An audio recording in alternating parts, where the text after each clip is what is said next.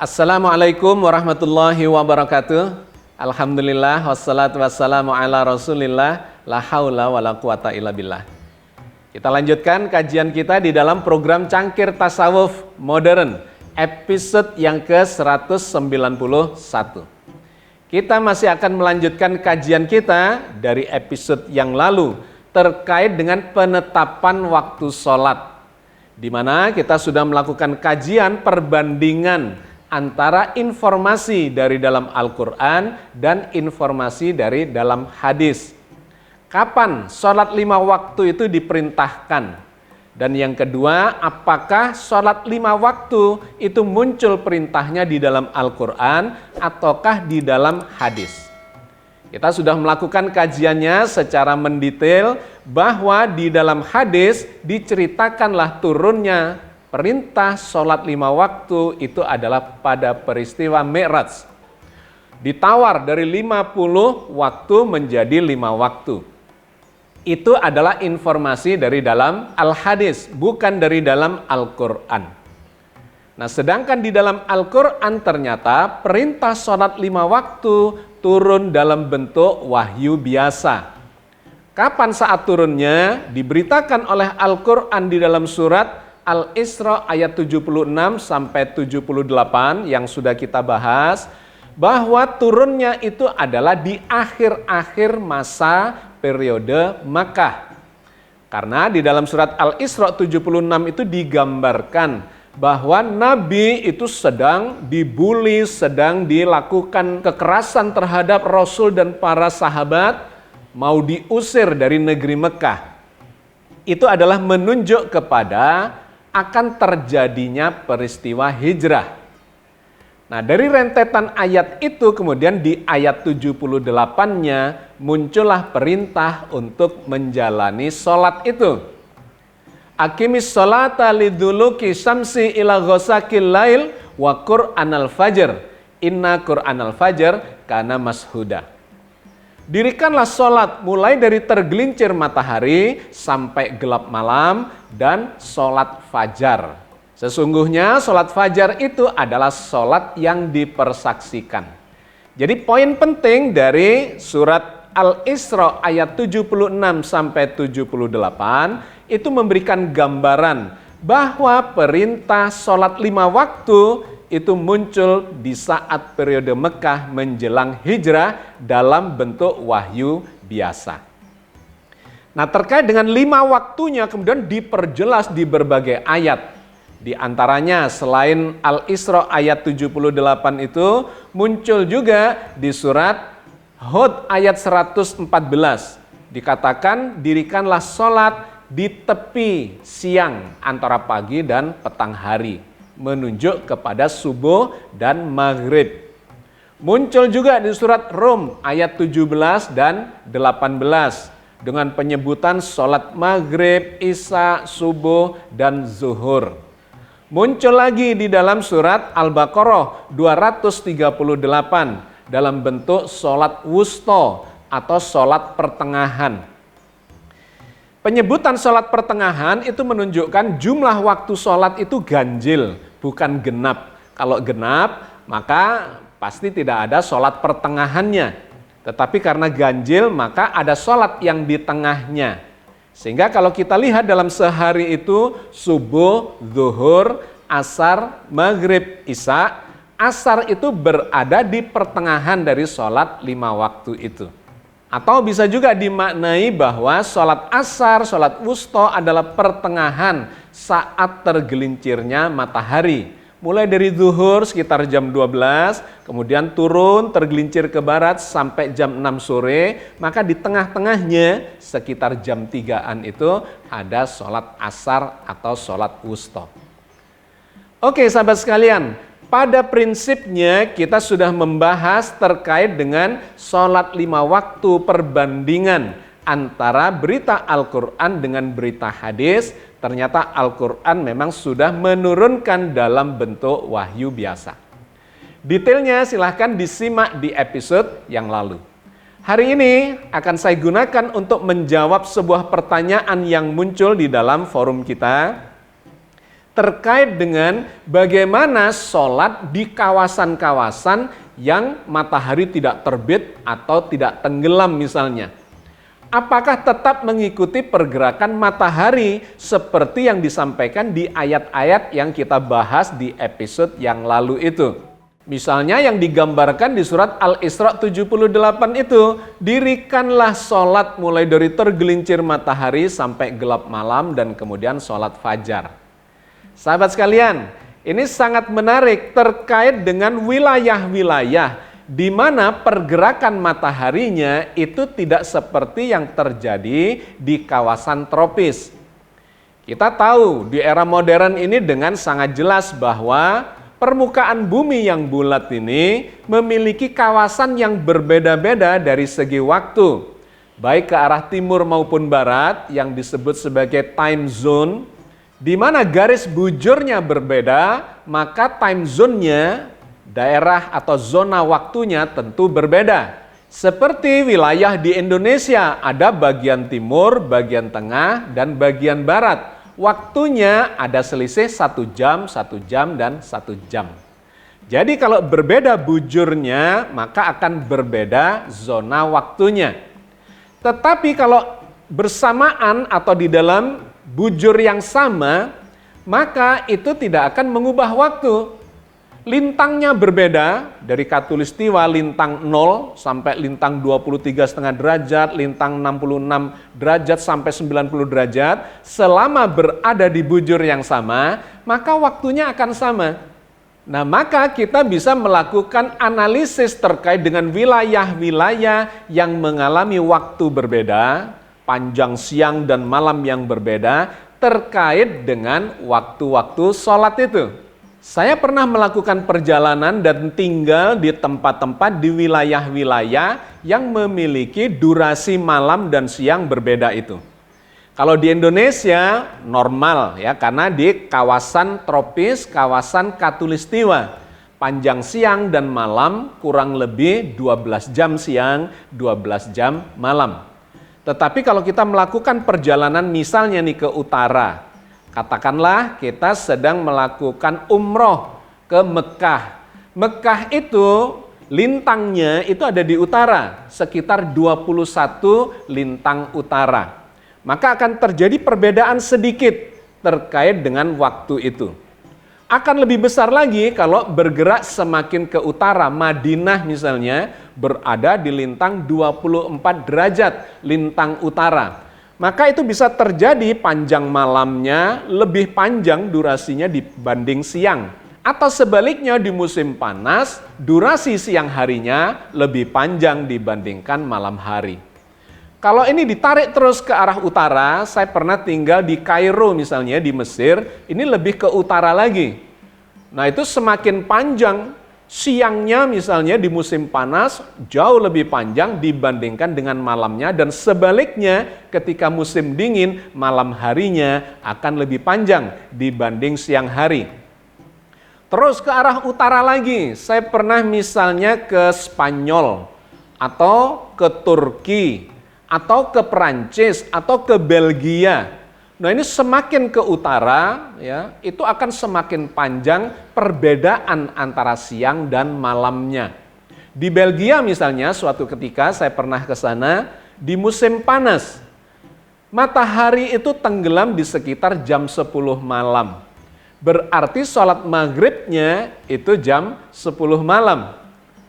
Nah maka kita melihat kalau maghribnya saja, matahari tenggelamnya saja sudah jam 10 malam, maka pasti durasi malamnya pada waktu itu pendek. Karena pagi harinya jam 6 pagi ya sekitar itu matahari sudah terbit. Jadi praktis dari jam 10 malam sampai jam 6 pagi. Hanya sekitar 8 jam waktu malamnya.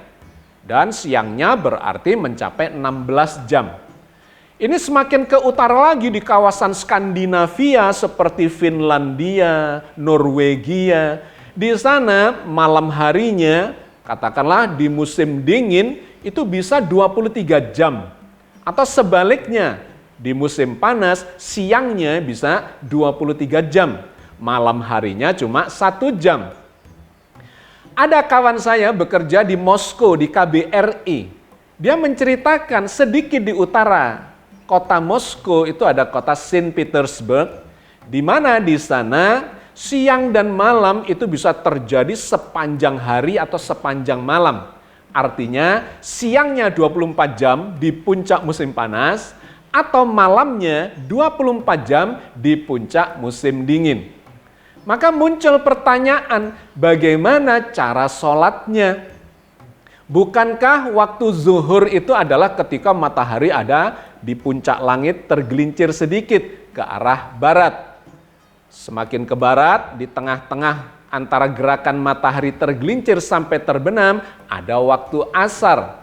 Ketika terbenam, itu adalah waktu maghrib. Nah, kawan saya kemudian bertanya dan mengatakan, Mas, bukankah pada saat musim panas matahari itu tidak tenggelam? Bahkan tidak terbit karena sudah terbit berhari-hari dan kemudian tidak tenggelam. Jadi kapan sholat zuhurnya? Atau kapan sholat fajarnya karena matahari itu nongol terus? Dan kapan sholat maghribnya karena matahari tidak tenggelam selama berhari-hari? Sebaliknya di musim dingin mataharinya tidak terbit. Maka kapan itu sholat subuhnya? Dan juga kapan sholat zuhurnya dikarenakan zuhur berpatokan pada matahari berada di puncak langit tergelincir sedikit. Kemudian asar, kemudian maghrib di mana matahari tenggelam. Mataharinya tidak tenggelam karena memang tidak terbit di musim dingin itu. Maka sahabat sekalian, kalau kita mengacu kepada pergerakan matahari tropis diterapkan di kawasan subtropis atau bahkan sampai di kawasan kutub, tentu saja itu tidak cocok. Nah, bagaimana cara mengatasinya? Maka jangan menggunakan ayat-ayat yang berbicara tentang pergerakan matahari tropis sebagai patokan untuk sholat. Ada di dalam Al-Quran yang menceritakan bahwa kawasan-kawasan yang seperti itu memang sudah diprediksikan oleh Al-Quran dan kemudian Al-Quran memberikan solusinya. Berbeda dengan hadis. Hadis dikarenakan dia bersifat teknis operasional, maka dia terpaku kepada bayangan matahari. Sebelum kita masuk ke kajian terhadap ayat Qur'annya, mari kita coba lihat terlebih dahulu bagaimana hadis menjelaskan waktu sholat itu. Salah satunya adalah hadis yang diriwayatkan oleh Imam Muslim berikut ini. Waktu zuhur dimulai saat matahari tergelincir ke barat, yaitu waktu zawal, hingga bayangan seseorang sama dengan tingginya dan selama belum masuk waktu asar. Waktu asar masih terus ada selama matahari belum menguning. Waktu sholat maghrib adalah selama cahaya merah saat matahari tenggelam belum hilang. Waktu sholat isya ialah hingga pertengahan malam. Waktu sholat subuh adalah mulai terbit fajar selama matahari belum terbit. Jika matahari terbit, maka tahanlah diri dari sholat, karena ketika itu matahari terbit antara dua tanduk setan. Hadis riwayat Muslim nomor 612. Nah, ada hadis yang kedua yang memiliki informasi yang sama kurang lebih dengan hadis yang pertama. Ini diriwayatkan oleh Abu Daud dan Imam Ahmad. Berikut ini. Jibril alaihissalam pernah mengimamiku di rumah 2 kali. Pertama kali, ia sholat zuhur bersamaku ketika matahari bergeser ke barat. Dan saat itu panjang bayangan sama dengan panjang tali sandal. Lalu beliau sholat asar bersamaku ketika panjang bayangan sama dengan panjang benda. Kemudian beliau melaksanakan sholat maghrib bersamaku ketika orang-orang berbuka puasa. Lalu beliau melaksanakan sholat isya bersamaku ketika cahaya merah saat matahari tenggelam hilang. Kemudian beliau sholat fajar, sholat subuh bersamaku ketika telah haram makan dan minum bagi orang yang berpuasa. Kemudian esok harinya ia sholat zuhur bersamaku ketika panjang bayangan sama dengan panjang benda. Lalu ia sholat asar bersamaku ketika panjang bayangan sama dengan 2 kali panjang benda. Kemudian beliau sholat maghrib ketika orang-orang berbuka puasa. Lalu beliau sholat isya hingga 1/3 malam. Kemudian ia sholat subuh bersamaku, setelah itu waktu isfar. Kemudian ia berpaling padaku dan berkata, "Wahai Muhammad, inilah waktu sholat sebagaimana waktu sholat para nabi sebelum engkau. Batasan waktunya adalah antara 2 waktu tadi." Hadis riwayat Abu Daud nomor 393 dan Ahmad 1 nomor 333 disahihkan oleh Syekh Al-Albani. Sahabat sekalian, poin penting dari 2 hadis ini adalah menceritakan kapan waktu-waktu sholat yang 5 kali sehari itu. Dan kemudian ditunjukkan durasinya. Ketika subuh adalah saat fajar belum terbit atau digambarkan terkait dengan orang yang berpuasa tidak boleh makan minum lagi. Zuhur adalah ketika bayangan benda itu pendek, digambarkan seperti panjangnya tali saja. Yang ketiga, sholat asar digambarkan sama dengan panjangnya bayangan, di mana panjang bayangan itu adalah setinggi orangnya atau setinggi bendanya. Jadi kalau saya berdiri dengan tinggi 170 misalnya, maka panjang bayangannya 170 itu adalah saat asar. Sedangkan maghrib itu adalah saat tenggelamnya matahari, di mana orang yang berpuasa dibolehkan berbuka, dan isya itu terkait dengan cahaya merah di ufuk barat itu sudah menghilang. Jadi poin pentingnya digambarkan di situ ada contoh kapan Nabi melakukan sholat bersama Jibril, diimami oleh malaikat Jibril, yaitu ketika waktu-waktu itu bergeser seiring dengan pergerakan matahari dan digambarkan dengan tinggi bayangan. Misalnya kita ambil contoh, tinggi bayangan benda pada saat zuhur itu adalah pendek. Sedangkan pada saat asar, tinggi bayangannya atau panjang bayangannya sama dengan tinggi bendanya. Nah sahabat sekalian, ketika kita mengacu kepada hadis ini, maka kita akan mengalami masalah ketika kita berpindah tempat ke kawasan yang lebih utara. Sebagai contoh misalnya, di Indonesia, yang demikian ini bisa dijalankan. Kalau kita mendirikan tongkat, kemudian kena cahaya matahari, maka waktu zuhur itu bayangan tongkat yang kita berdirikan itu pendek bayangannya. Dan ketika asar, maka panjang bayangan akan sama dengan tongkat itu. Tetapi ketika saya berada di Kairo misalnya pada waktu itu, dan kebetulan waktu itu adalah musim dingin, Kairo itu di atas, dan ketika musim dingin berarti mataharinya ada di belahan selatan. Apa yang terjadi? Pada saat zuhur, matahari itu tidak berada di atas kita, melainkan non jauh di sana di wilayah selatan. Sehingga bayangan benda, kalau kita mendirikan tongkat, itu bukan pendek bayangannya, melainkan panjang, sepanjang benda itu sendiri. Padahal dikatakan tadi, itu adalah waktunya sholat asar. Sholat asar adalah di mana bayangan benda sama dengan tinggi benda itu. Tetapi ketika di Kairo pada musim dingin, ternyata bayangan benda sepanjang bendanya atau tinggi bendanya itu bukan pada saat asar, melainkan saat sholat zuhur. Dan ketika masuk waktu asar, ternyata bayangan benda itu sudah 2 kali dibandingkan tinggi benda itu. Artinya hadis ini itu tidak berlaku di kawasan-kawasan yang berbeda itu. Sehingga kita tidak bisa menggunakan contoh kasus yang diterangkan oleh hadis ini untuk semua wilayah, di mana pada musim panas matahari tidak tenggelam dan di musim dingin mataharinya tidak terbit. Maka di mana petunjuk terkait dengan itu? Ternyata di Al-Quran itu sudah dijelaskan oleh Allah terkait dengan kondisi wilayah-wilayah yang memiliki relativitas durasi waktu malam hari atau siang hari itu.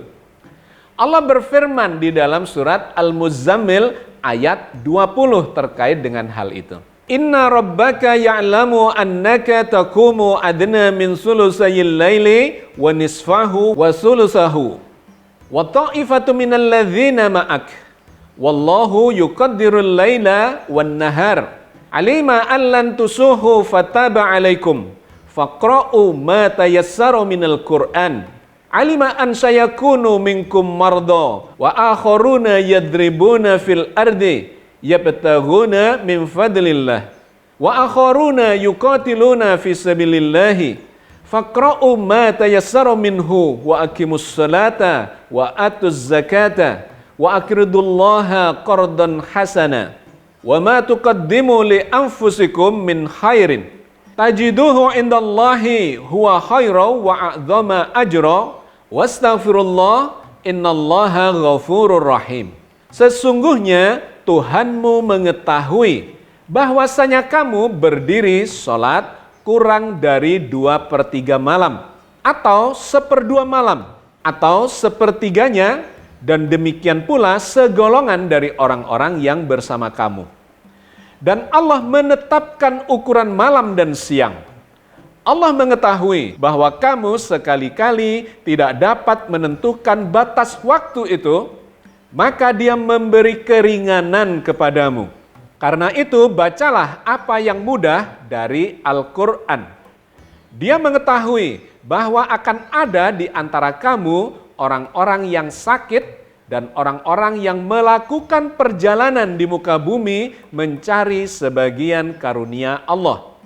Dan orang-orang yang lain lagi berperang di jalan Allah.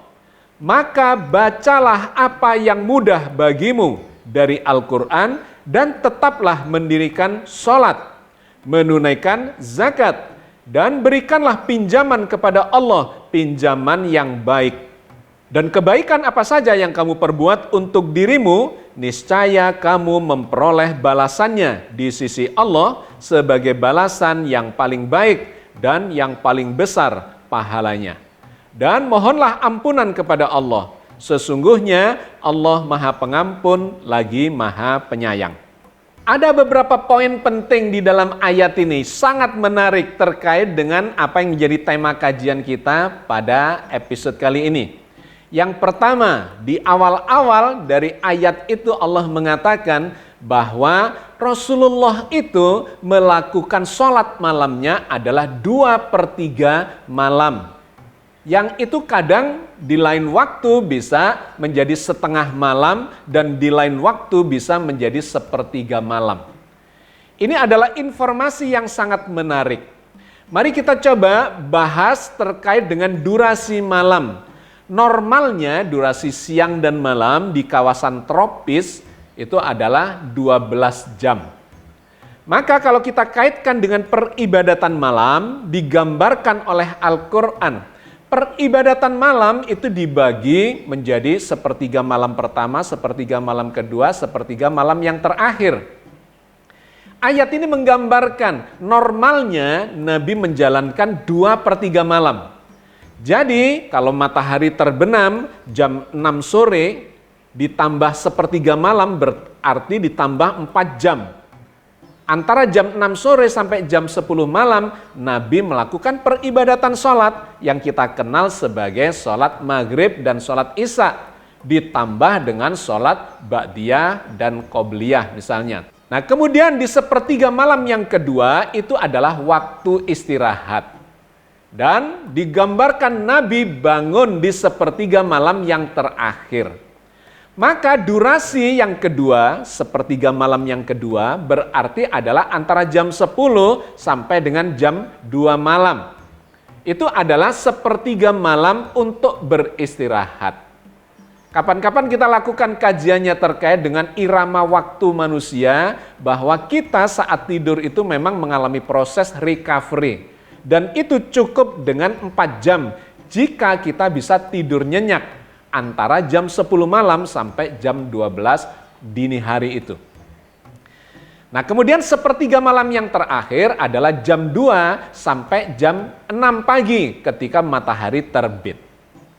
Di situ Rasulullah diperintahkan Allah untuk melakukan sholat malam yang digambarkan sebagai sholat tahajud disambung dengan sholat subuh.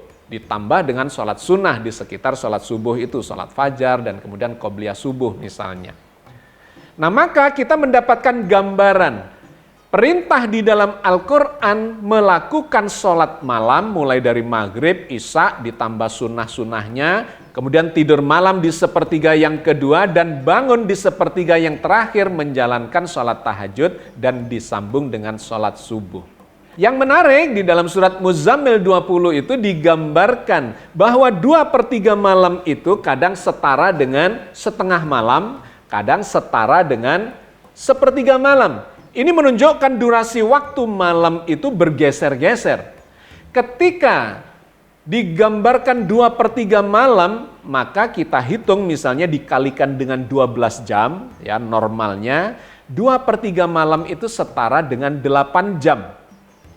Tetapi ketika dikatakan oleh ayat ini bahwa 8 jam itu kadang setara dengan setengah malam, berarti itu adalah musim dingin, di mana durasi waktu malam itu menjadi panjang. 8 jam setara dengan setengah malam, berarti durasi malamnya bisa mencapai 16 jam. Dan kemudian lebih menarik lagi, itu juga bisa setara dengan sepertiga malam. Berarti 8 jam cuma sepertiga malam, dikalikan 3 sama dengan 24 jam malam semuanya. Jadi di bagian pertama dari ayat ini sudah menggambarkan bahwa di permukaan bumi ini ada wilayah-wilayah yang normal malamnya 12 jam, ada yang 16 jam, ada yang sampai 24 jam sepenuhnya sepanjang hari itu adalah malam. Nah, maka di kalimat berikutnya Allah mengatakan bukan manusia yang menentukan durasi panjangnya malam itu, melainkan Allah Azza wa Jalla. Bahwa ada wilayah durasi malamnya 12 jam, ada yang 16 jam, ada yang 24 jam. Dan ketika kita lanjutkan lagi membaca kalimat berikutnya, apa yang diberikan oleh Allah sebagai solusi jika berada di kawasan yang seperti itu? Maka kata Allah, permudahlah, bacalah ayat-ayat dari dalam Al-Quran, bacaan-bacaan yang pendek-pendek saja, yang memudahkan. Dikarenakan memang itu bisa ekstrim. Ketika kita berada di waktu yang ekstrim, tidak terbit matahari atau tidak tenggelam mataharinya, maka waktu itu durasinya menjadi pendek dan kita diperintahkan untuk mempermudah ibadah kita, mengikuti kondisi yang sedang terjadi di sekitar kita. Di ayat yang berbeda misalnya Allah mengatakan yuridullahu bikumul yusra wala yuridu bikumul usra. Allah tidak menghendaki kesulitan bagimu, tetapi menghendaki kemudahan. Ini terkait dengan puasa, sama saja. Puasa juga ketika dikaitkan dengan pergerakan matahari, kalau mengikuti pergerakan matahari tropis, kemudian patokannya adalah berpuasa sebelum matahari terbit dan berbuka ketika matahari terbenam, maka itu menjadi masalah di musim panas karena mataharinya tidak pernah tenggelam. Maka kapan Anda memulai puasanya dan kapan berbukanya itu menjadi absurd di situ. Tidak ada patokannya. Nah, Al-Quran memberikan solusinya itu. Carilah yang mudah. Di sini kita diberi kebebasan untuk melakukan ijtihad. Poin pentingnya ditegaskan di kalimat bagian akhir dari ayat itu, faqra'u tayassara minhu wa aqimus shalah. Bacalah yang mudah-mudah saja dari Al-Quran itu, tapi wa aqimus shalah, tetap jalankan ibadah itu. bukan berarti meniadakan. Karena kalau mengikuti pergerakan matahari tropis itu bisa tidak terjadi sholat zuhur atau sholat isya. Misalnya, ketika sholat zuhur dikaitkan dengan posisi matahari yang terang benderang, maka itu hanya terjadi di musim panas. Dan kemudian asarnya itu berarti terjadi di musim berikutnya, dari panas menjadi gugur, baru sholat asar. Ketika mataharinya sudah semakin condong ke barat. Dan kemudian sholat maghribnya pada saat terbenam itu berarti di musim dingin. Dan isya-nya adalah di puncak musim dingin. Kemudian sholat subuhnya adalah di musim semi. Itu kalau kita mengikuti pergerakan matahari tropis, tetapi Allah memberikan solusi. Bukan begitu. Cari yang mudah dan kemudian disesuaikan dengan kondisi yang ada. Disinilah Al-Quran memberikan ruang untuk berijtihad. Nah, yang demikian ini sudah saya sampaikan, saya tulis panjang lebar di sebuah buku yang berjudul Tahajud Siang Hari, Zuhur Malam Hari. Tahajud itu biasanya malam, tetapi di musim panas, mataharinya tidak tenggelam. Kapan sholat tahajudnya? Ya pada siang hari itu juga. Tetapi ada patokannya, dikaitkan dengan waktu malam hari yang terjadi di kawasan tropis. Sebaliknya, ketika musim dingin, kapan kita sholat? Zuhurnya, karena matahari di sana tidak muncul. Ya sholat zuhurnya adalah di waktu matahari tidak muncul atau disebut malam hari itu di sana. Zuhur di malam hari, tetapi sesungguhnya itu adalah siang hari yang tidak dihadiri oleh matahari karena mataharinya ada di belahan selatan. Jadi kuncinya sahabat sekalian, secara sederhana saya mengusulkan di dalam buku itu, waktu-waktu sholat kita itu dikaitkan dengan garis bujurnya. Garis bujur adalah garis yang memotong dari kutub utara, memotong tropis, ya, khatulistiwa sampai ke kutub selatan. Di garis bujur yang sama, maka waktunya sama. Sehingga kalau kita berada di Indonesia, di kawasan tropis, maka waktu-waktu negara di atas kita seperti Thailand, Myanmar misalnya, Cina, atau sampai ke Rusia, itu sesungguhnya ada di wilayah atau time zone yang sama. Cuman ketika mataharinya lagi di selatan, di Rusia itu gelap, malam, seperti malam. Padahal misalnya jam 12 siang. Kapan sholat zuhurnya? Ya jam 12 siang itu meskipun di sana tidak ada matahari. Atau kawasan yang lebih ke barat misalnya, di kawasan Timur Tengah, di atasnya Arab Saudi misalnya, itu bisa terkait dengan Turki atau Asia Kecil. Kalau lebih ke barat lagi misalnya Eropa, itu di bawahnya ada Afrika. Sehingga kalau kita sedang berada di Eropa misalnya, maka waktu sholatnya mengikuti kawasan yang ada di garis bujur yang sama di bagian selatannya, yaitu di Afrika. Misalnya bisa di Sudan, bisa di Aljazair, Tunisia, dan seterusnya, ditarik garis bujurnya ke atas. Maka kawasan atas yang sedang malam hari atau musim dingin bisa mengikuti jam atau waktu sholat yang ada di kawasan sekitar khatulistiwa. Mulai dari 0 derajat sampai ke 23,5 derajat lintang utara maupun selatan. Termasuk ketika berada di Amerika, Kanada dengan Amerika Serikat, dengan Amerika Latin, ya, Kolombia, Peru, dan seterusnya, itu bisa dijadikan patokan untuk menjadi rujukan bagi wilayah yang ada di atasnya, di mana itu bisa sampai ekstrim ketika menuju ke arah kutub utara. Oke, sahabat sekalian, saya kira kita cukupkan kajian kita sampai di sini. Bahwa Al-Quran memberikan petunjuk waktu dalam kondisi normal mengikuti matahari, tetapi ketika kondisi yang menyertainya tidak seperti di kawasan yang normal itu, maka kita diberi kewenangan untuk melakukan ijtihad dengan mengacu ke kawasan yang menjadi patokan atau kawasan tropis itu. Mudah-mudahan ini memberikan gambaran kepada sebagian kawan kita yang juga mungkin berada di kawasan itu, mengalami itu dan kemudian rancu atau bingung untuk mendapatkan waktu-waktu sholat dan waktu puasanya. Ini bisa dijadikan acuan itu. Mudah-mudahan sedikit yang kita bahas, Allah memberikan hikmah yang banyak dan mudah-mudahan Allah senantiasa membimbing kita di atas jalan yang diridhoinya. Amin ya rabbal alamin. Assalamualaikum warahmatullahi wabarakatuh.